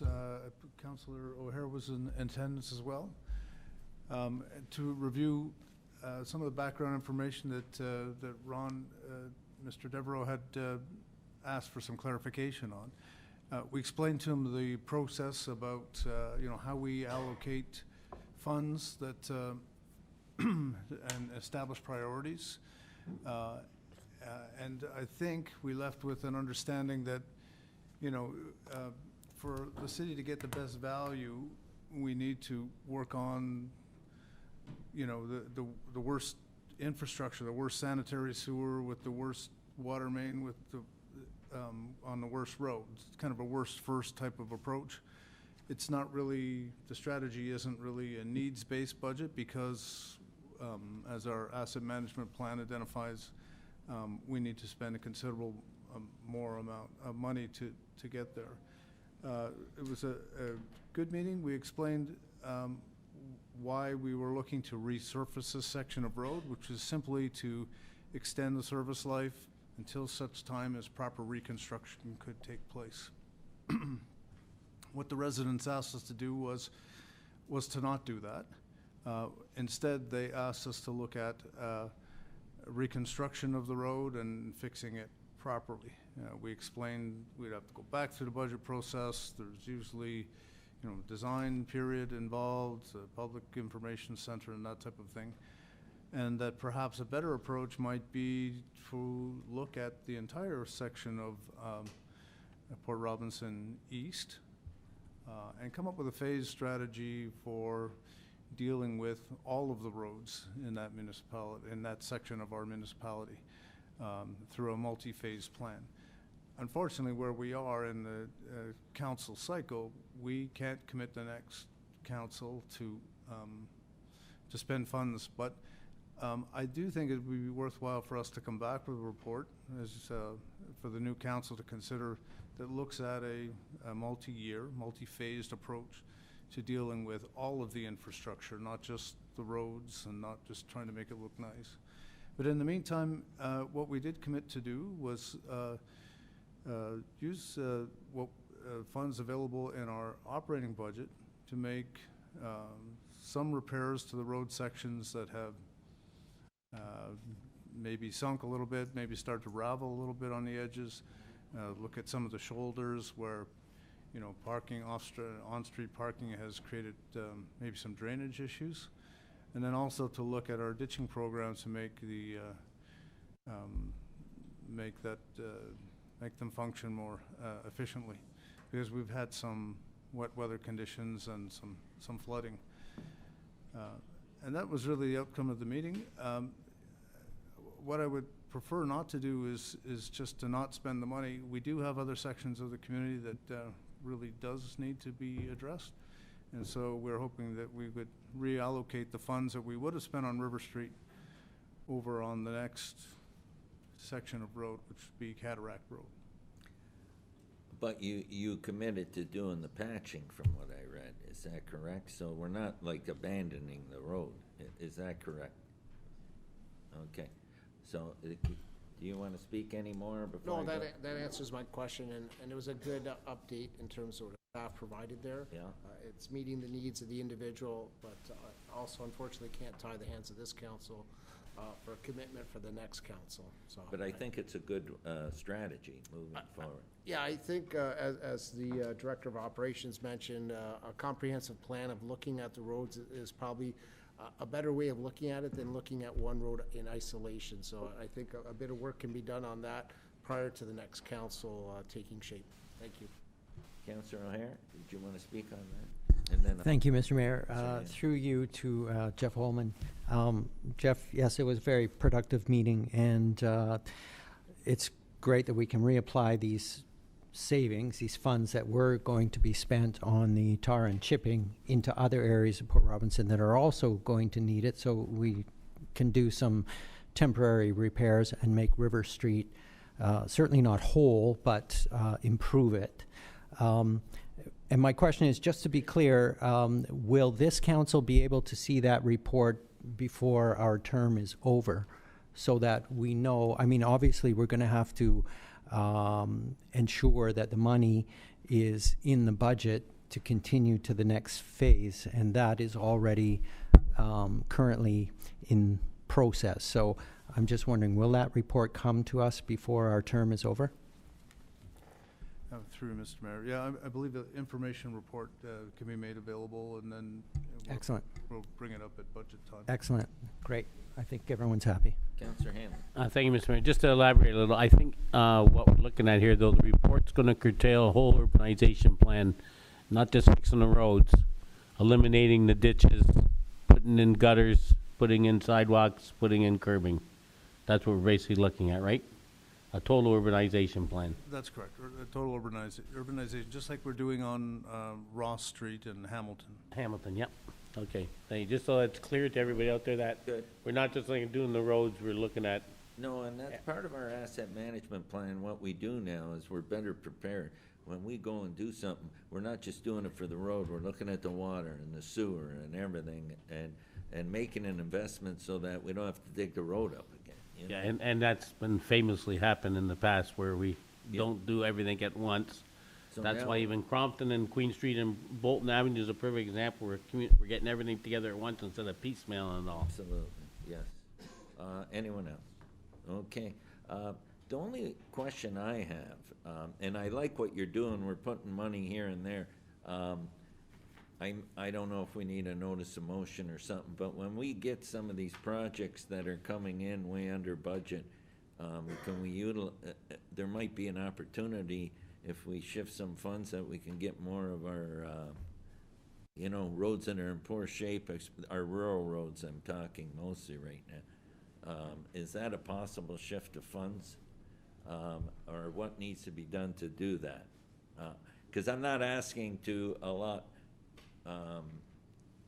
more budget money. I'm trying to utilize some of the money that's already in the budget. Is that possible? I don't know if Maria wants to answer that or Jeff. Through you, Mr. Mayor, it is possible, but we would have to be cognizant of funding sources. Yep. So, for example, you couldn't use, if you have a excess money and it's coming from development charges, you can't take that money and apply Right. it to something that needs to be funded from non-growth. Okay, that makes sense. Okay, that's good. The report's on the floor. We had a mover and a seconder, and this is again dealing with PWCSC 8/2026. I got a mover and a seconder, correct? O'Hara and Hanley. All those in favor? Opposed? That is carried.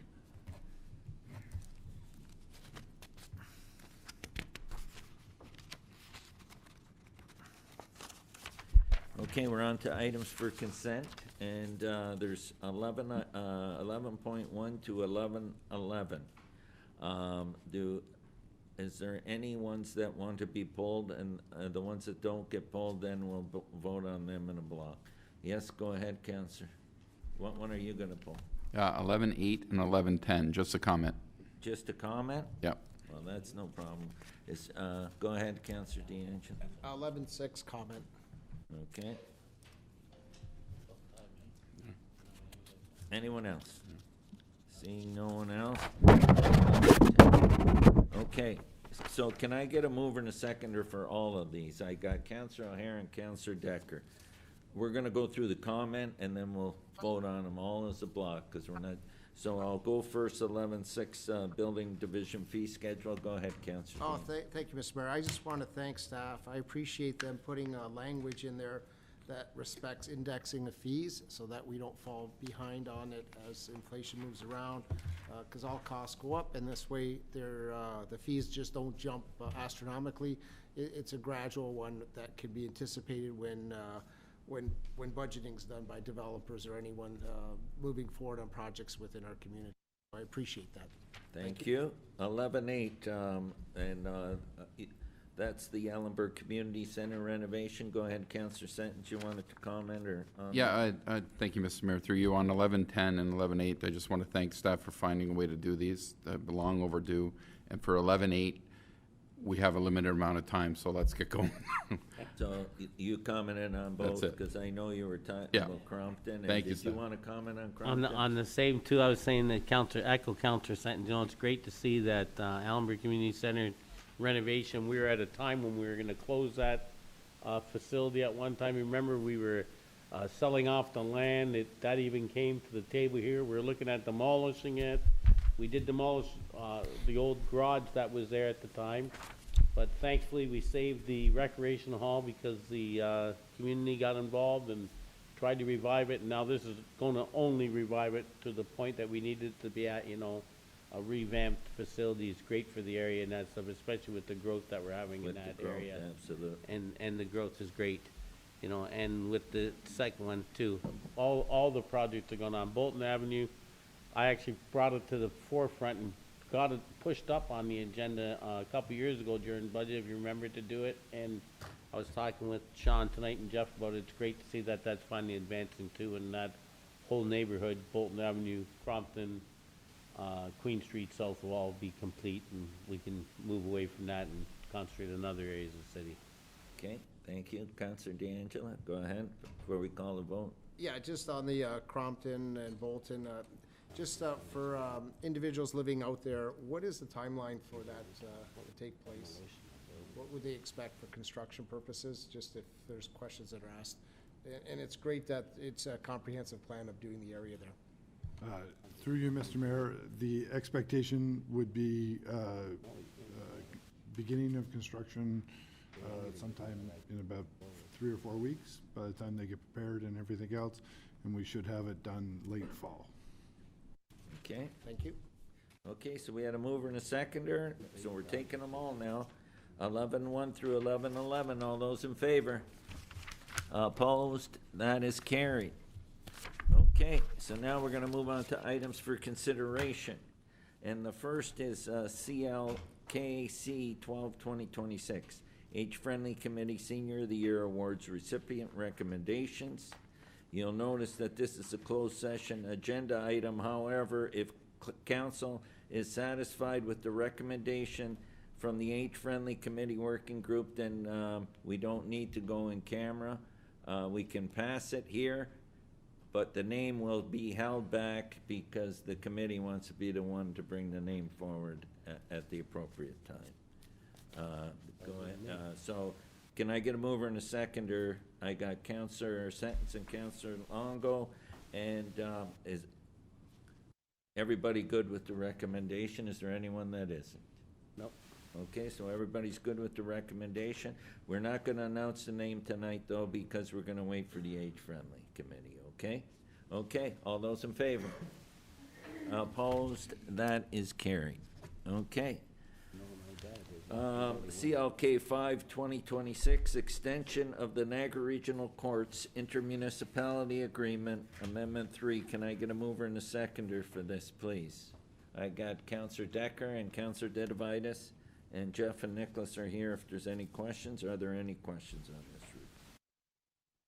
Seeing none. All those in favor? Opposed? That is carried. CLK 6-2026, procurement of bylaw enforcement software via cooperative procurement. Can I get a mover and a seconder for this report, please? Councillor Hanley and Councillor Sentence. Nicholas is here to answer any questions. Are there any questions regarding that? Seeing none, all those in favor? Opposed? That is carried. 12-4, request for proposal, DS 21-2026, RFP Consultant Services, Port Robinson West, Phase 2, Sub-Watershed Study Update, Stormwater Management Framework, and Secondary Plan Update. Can I get a mover and a seconder for this one, please? Councillor O'Hare and Councillor Decker. You're good, Councillor Decker, as second? And Brian's here if there's any questions. Are there any? Seeing none, all those in favor? Opposed? That is carried. DS 2022-2026, proposed council initiated application for rezoning of 90 Hayes Road and the portion of 100 Hayes Road, addition of site-specific use intermodal shipping yard. Can I get a mover and a seconder? Councillor Sentence and Councillor Dedivitis. Brian's here to answer any questions. Any questions or comments? All those in favor? Opposed? That is carried. Provincial DS 23-2026 Provincial Updates to the Planning Act, Bill 98, Building Homes and Improving Transportation Infrastructure Act 2026. Can I get a mover and a seconder for this one, please? Councillor Sentence and Councillor O'Hare, and this report, as you'll notice, is for information only. Okay, is there any comments or questions for Brian on this? Seeing none, all those in favor? Opposed? That is carried. Highway 20 Emergency Sewer Repair, PWCS 11-2026. Can I get a mover and a seconder, please, for this one? I got Councillor Dedivitis and Councillor Decker. Jeff's here for any questions. Seeing none, all those in favor? Opposed? That's carried. PWCS 27-2026, Sullivan Avenue and Claremont Street Road Construction. Can I get a mover and a seconder for this one, please? Councillor Hanley and Councillor D'Angelo. Any questions or comments? Jeff's here. Go ahead, Councillor D'Angelo. Thank you, Mr. Mayor. Yeah, this is a pretty big project that's going to be going on in the downtown.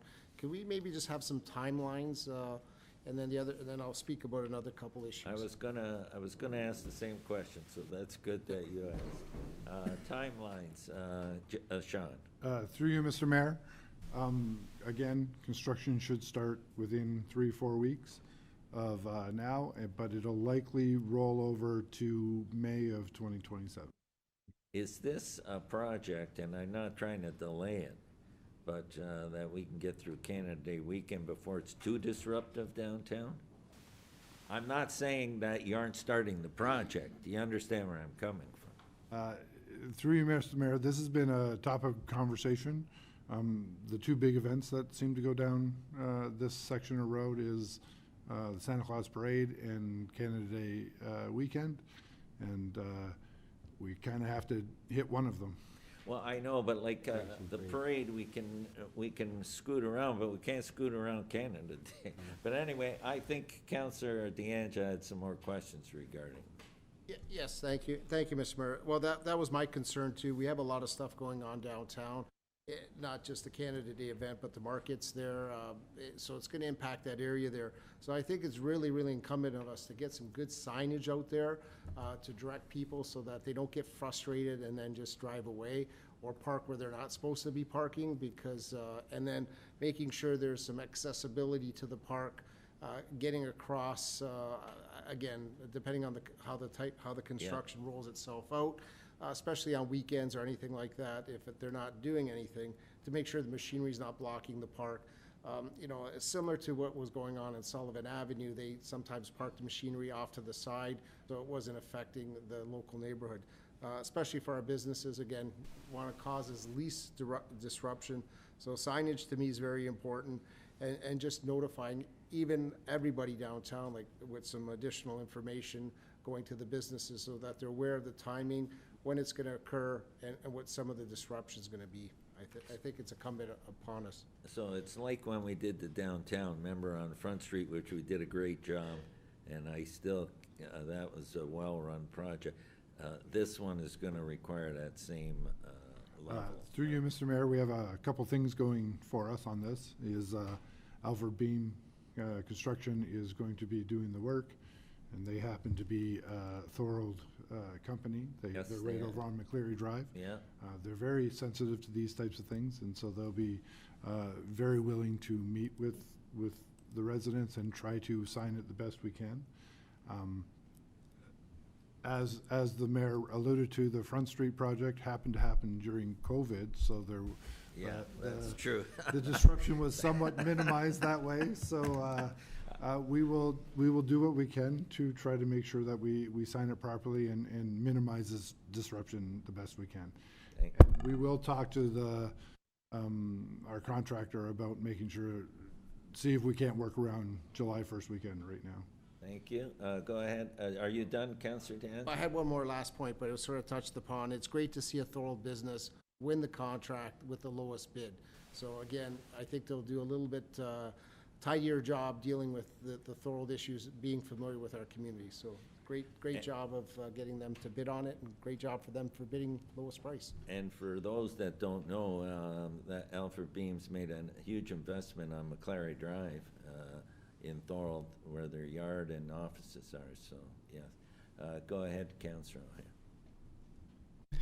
Thank you, Mr. Mayor. Through you and on behalf of the Special Events Committee, Councillor Decker, Councillor Ditavitas, one thing that we spoke about was on market nights, if there could be some discussion about ensuring that perhaps on the Wednesday afternoons, closer to when the market begins, if the work could slow down, perhaps even stop. Just be aware that we have events going on in the park, especially this year. We're packed with concerts, things like that. So I don't know if that is something that can be arranged with the Special Events Committee to just go over some ideas of maybe how some of the disruption can be alleviated. That would be wonderful if we had the opportunity to be able to voice our concerns there. Of course, we want the work to go forward, but if there can be a little bit of leeway or just understanding of what's going to be happening on those Wednesdays. And we don't start until 5 o'clock, so it's not like we're asking them to knock off at 2 or anything like that, but that's one of our concerns. Through you, Mr. Mayor, I don't think them working during the market would be a problem. I have already had conversations with Jacob. We're certainly willing to come to the committee and discuss options as it relates to that, and we'll really make sure that they try to keep it as tidy as possible so that the disruption is minimized. Excellent, excellent. Thank you so much. Councillor Ditavitas. Thank you, Mr. Mayor. As a business owner and a property owner in multiple locations downtown, a lot of businesses are coming up to me and they want that communication. They want it. A couple of my friends are opening new restaurants. They want to be all on the same page on this one. The last renovation was during COVID, so that doesn't really count. This is a biggie. We have a lot of stuff happening in our city downtown, a lot of investment. I met with a couple of people. They're going to invest $15 million downtown Thorold.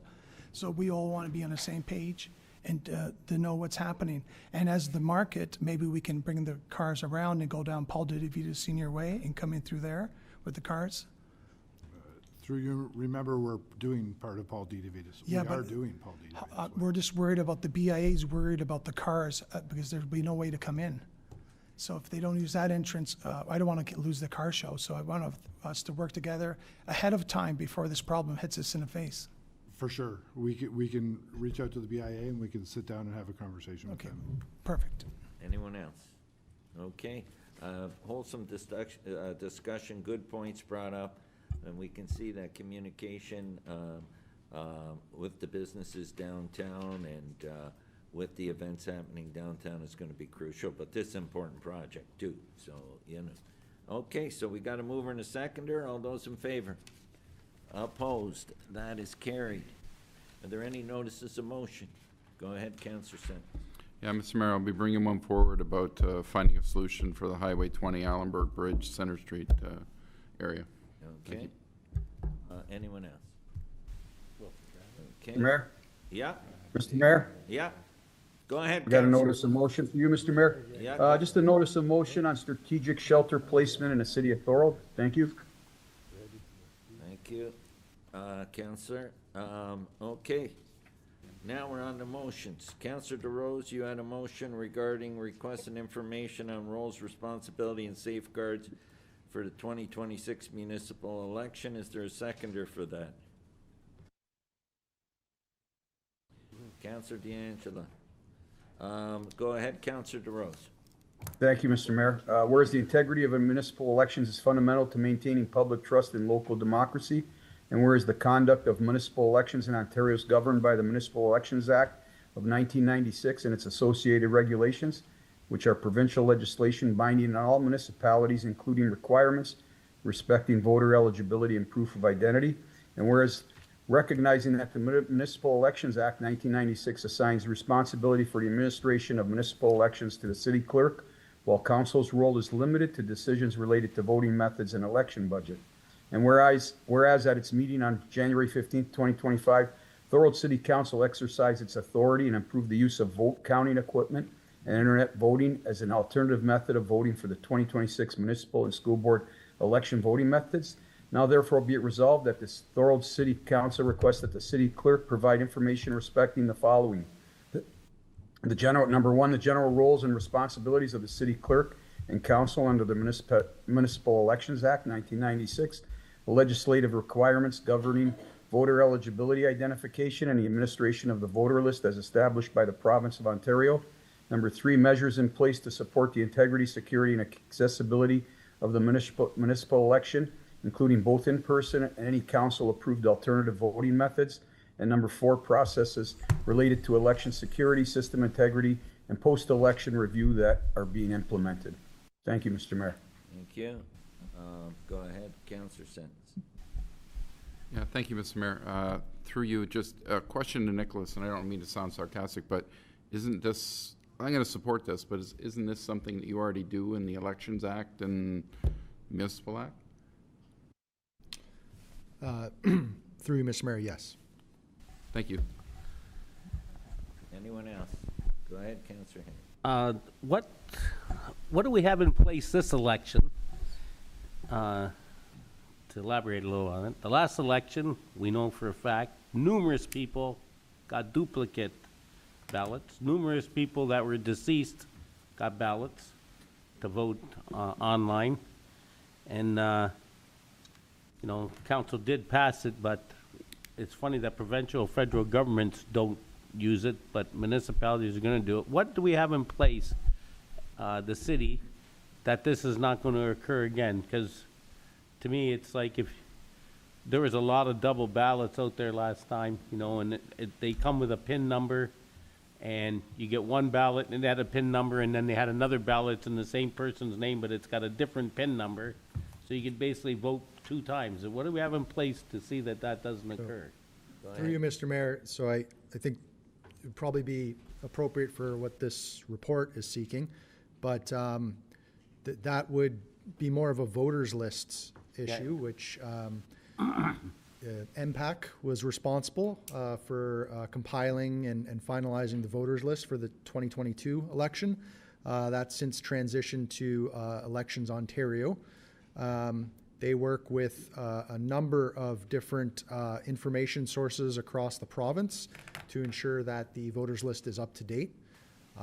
Obviously, this is their first municipal election, but there is some optimism that the voters list will, you know, be more complete, and hopefully some of the issues that you've laid out there are certainly minimized. And online voting ballots, if I could ask you, Ms. Mayor. Yeah. They're final. There's no review of them. Is that correct on an online ballot? If someone disputed the voters count, an online ballot isn't countable. Only a paper ballot is. There's no, like, if someone votes online and someone votes on paper, the person that votes online, there's no disputing that vote, whether or not it's a spoiled ballot or not, or whether or not the person was even eligible. So I think we're getting into maybe details that can probably be dealt with in the report. Okay, all right. Okay. Okay. All right. Okay. Go ahead. Thank you. Thank you, Councillor Hanley. Councillor D'Angelo. Just for clarity, so if there's issues with the voters list, then you'd have to contact Elections Ontario to deal with the issues on the voters list? Just so people know where to go? Through you, Mr. Mayor, yeah, up until the time where Elections Ontario essentially provides municipal clerks with a preliminary list of electors. You know, it's been, there's a lot of communication out there for people to check, you know, that they're on the voters list, update the information as required. We have a lot of information on our website. I know the region has also been putting out a lot of information, and the lower tier municipalities as well, right, to kind of point them to that Elections Ontario website for now. And I know that I went on and checked myself. You can go on and you can check to see if your name's on the voters list, you know. Okay, correct? Am I correct saying that? Yes, okay. I want to make sure the clerk agrees with me. Is there anyone else? Okay, the motion's on the floor. We had a mover and a seconder. All those in favor? Opposed? That is carried. Statement by Councillor Didavitis. Go ahead. Thank you, Mr. Mayor.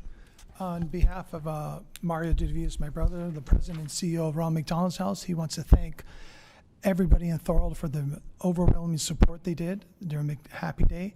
It was a great success, and a lot of Thorold families are going to Ronald McDonald's House in Hamilton, and some are in the family room in St. Catharines. So it's a good story for the community, and we want to make sure I tell everyone thank you very much for all the support. Thank you. And tell your brother thank you. Okay, so we don't have to go into closed session because we dealt with the closed session minutes and we dealt with the closed session item in open session. So we're on to bylaws, and can I get a mover and a seconder for those? I got Councillor Sentence and Councillor Hanley for bills 28 and 30 through 40, 2026. So that's Bill 28, Bill 30, Bill 31, Bill 32, Bill 33, 34, 35, 36, 37, 38, 39, and 40. All those in favor? Opposed? That is carried. That was and now, the time you all been waiting for. This meeting, there being no further business, this meeting is hereby adjourned at 8:38. And we got a lot of business done in 2 hours, I'll tell you. 20 reports. 20 reports, there you are. That's pretty good, eh? 20 reports in 2 hours and three presentations.